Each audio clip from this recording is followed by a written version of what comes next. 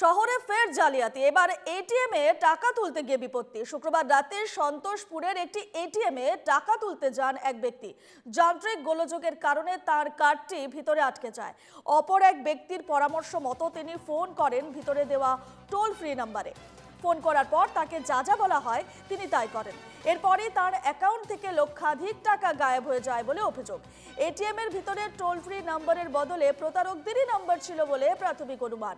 পুরো ঘটনার তদন্ত শুরু করেছে পুলিশ। ক্ষতি হয়েছে, বলছি না যে ওনার বেশি হয়েছে।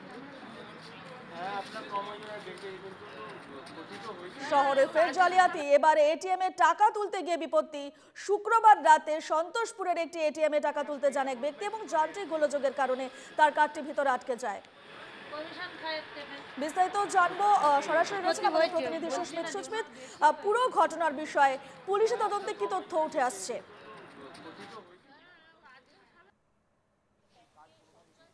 দেখো, যেটা জানা গিয়েছে গতকাল রাত্রে সার্ভে পার্ক থানা এলাকার কিশোর ভারতী স্টেডিয়াম ঠিক তার পাশেই বাইপাস লাগোয়া যে রাস্তা, তার পাশেই যে এটিএম, সেই এটিএমে গতকাল রাত্রেই এক ব্যক্তি আসেন টাকা তোলার জন্য। এবং যখন তিনি টাকা তুলতে আসেন এবং তার যে প্রসেস, প্রথমে এটিএম কাউন্টারে যে জায়গা রয়েছে এটিএম কার্ডটা যেখানে ঢোকানোর, সেখানে ঢোকানোর পর যখন তিনি তার পাসওয়ার্ড মারেন, ঠিক তেমন তখনই প্রথমে তুমি জানো এসবিআই এর ক্ষেত্রে কিন্তু একটি সিস্টেম ভিন্ন। তার কারণ যদি সেম টু সেম ব্যাংকের অ্যাকাউন্ট হয়, নাম্বার হয় এবং কার্ড হয়, তাহলে 1 থেকে 25-এর মধ্যে একটা নাম্বার মারতে বলা হয়। ঠিক তারপরে আবার পিনকোড, তারপরে আবার টাকা তোলার যে প্রসেস সেটা শুরু হয়। অন্যান্য এটিএম এর ক্ষেত্রে কিন্তু তা নয়, অন্যান্য এটিএম এর ক্ষেত্রে কিন্তু সরাসরি টাকা তোলা যায়। এই এসবিআই এর ক্ষেত্রে কিন্তু ভিন্ন সিস্টেম রয়েছে তুমি জানো, এবং সমস্ত গ্রাহকরাই জানেন। এবং ঠিক তেমন ভাবেই গতকাল রাত্রিবেলা 8টা সাড়ে 8টার সময় যখন এই গ্রাহক তিনি তার এটিএম কার্ডটি ভেতরে পাঞ্চ করেন এবং প্রাথমিক যে কাজ, সেই কাজ করার পরেই হঠাৎ তার এটিএমটি সেখানে আটকে যায় এবং তিনি প্রাথমিকভাবে মনে করেন যান্ত্রিক ত্রুটির জন্য, যান্ত্রিক গোলযোগের জন্য তার এটিএমটি আটকে গিয়েছে। এবং পাশে থাকা এক ভদ্রলোক তার পরামর্শ অনুযায়ী এই এটিএম এর ভেতরেই একটি টোল ফ্রি নাম্বার সেখানে লাগানো ছিল এবং টোল ফ্রি নাম্বারে তিনি কল করেন এবং টোল ফ্রি নাম্বার কল করার পর তার অপর সাইড থেকে, অর্থাৎ কলের ভেতর থেকে যেভাবে তাকে ইনস্ট্রাকট করা হয় ঠিক সেই সময় সেই অনুযায়ী তিনি কথা বলতে থাকেন এবং কাজ করতে থাকেন।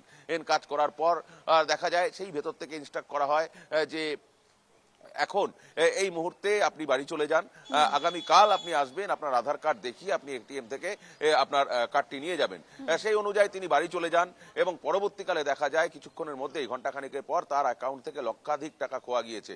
অর্থাৎ তৎক্ষণাৎ তিনি চলে আসেন এবং সার্ভে পার্ক থানায় অভিযোগ দায়ের করেন। এবং এই প্রতারক তারপরে কিন্তু যখন তিনি আসেন তখন দেখা যায় যে টোল ফ্রি নাম্বার যেটা ছিল সেটা ব্যাংকের অরিজিনাল টোল ফ্রি নাম্বার, অর্থাৎ প্রথমে তিনি যেই নাম্বারে ফোন করেছিলেন সেই নাম্বারটা নয়। তার স্বাভাবিকভাবে প্রাথমিকভাবে মনে করা হচ্ছে যে ব্যাংকের যে টোল ফ্রি নাম্বার, সেই টোল ফ্রি নাম্বারের উপরে আরো একটি টোল ফ্রি নাম্বার, তাদের নিজস্ব তৈরি করা টোল ফ্রি নাম্বার, সেই টোল ফ্রি নাম্বার লাগিয়ে দেওয়া হয়েছে। এবং সেই অপর সাইডে যিনি এই ফোন রিসিভ করেছিলেন এবং যিনি ইনস্ট্রাক্ট করেছিলেন যে প্রথমে 033 মারুন, তারপরে যেভাবে তিনি করতে বলেছিলেন ঠিক সেইভাবে ওটিপি বলার কথা, ঠিক সেরকমভাবেই করা হয়েছিল।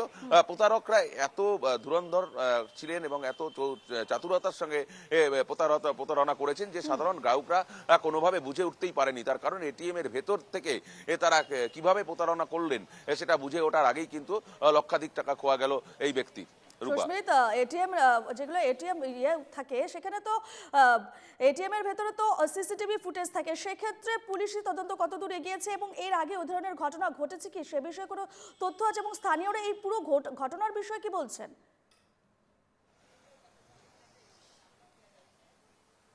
দেখো, একেবারেই সিসিটিভি ফুটেজ তো আছেই, সিসিটিভি তো আছেই, কিন্তু যেহেতু প্রতারকের সশরীরে উপস্থিত এখানে নেই, এখানে প্রতারকের সঙ্গে কোনো রকম সশরীরের উপস্থিতি এখানে নেই। তার কারণ প্রতারকের সঙ্গে শুধুমাত্র ওভার টেলিফোনে কথা হয়েছে। তার কারণ স্বাভাবিকভাবেই যে এটিএম এর ভেতরে যে টোল ফ্রি নাম্বার থাকবে, সেই টোল ফ্রি নাম্বার যে জাল, সেটা সাধারণ মানুষের পক্ষে বোঝা সম্ভব নয়। তার কারণ এটিএম এর ভেতরে কিভাবে জাল টোল ফ্রি নাম্বার থাকে এটা কিন্তু এখনো পর্যন্ত সাধারণ মানুষ কিভাবে বুঝে উঠবে এটাই পরিষ্কার নয়। যারা প্রতারক তারা এতটাই চাতুরতার সঙ্গে সেইখানে টোল ফ্রি নাম্বারটা লাগিয়ে দিয়েছিল। এখন দেখার বিষয় যে টোল ফ্রি নাম্বারটা যিনি বা যারা লাগিয়েছিল ও তার সিসিটিভির ফুটেজ যদি খতিয়ে দেখা যায় তাহলে কিন্তু প্রতারকদের ধরা যেতে পারে বা প্রতারকদের এর কাছে পর্যন্ত পৌঁছানো যেতে পারে। তবে এই মুহূর্তে যেটা মনে করা হচ্ছে যে সেই টোল ফ্রি নাম্বারটাই জাল ছিল। এখন দেখার বিষয় রয়েছে সেই টোল ফ্রি নাম্বার কে বা কারা লাগিয়েছিল, বা উনি কোন নাম্বারে টোল ফ্রি নাম্বারে ফোন করেছিলেন, নাকি বাইরে থাকা কোনো ব্যক্তির উপদেশে তিনি অন্য কোনো নাম্বারে ফোন করেছিলেন, না তার কাছে ফোন এসেছিল, সেই বিষয়টা কিন্তু এখনো পর্যন্ত পরিষ্কার নয়। তাকে জিজ্ঞাসাবাদ করার পর পুলিশ তদন্ত শুরু করেছে এবং তাকে জিজ্ঞাসাবাদ করার পর বা সম্পূর্ণ প্রক্রিয়াকে চালিয়ে নিয়ে যাওয়ার পরেই কিন্তু সম্পূর্ণ বিষয়টা পরিষ্কার হবে। রূপা, বেশ এই খবরের আপডেটের দিকে নজর থাকবে। সুস্মিত, ধন্যবাদ জানাচ্ছি।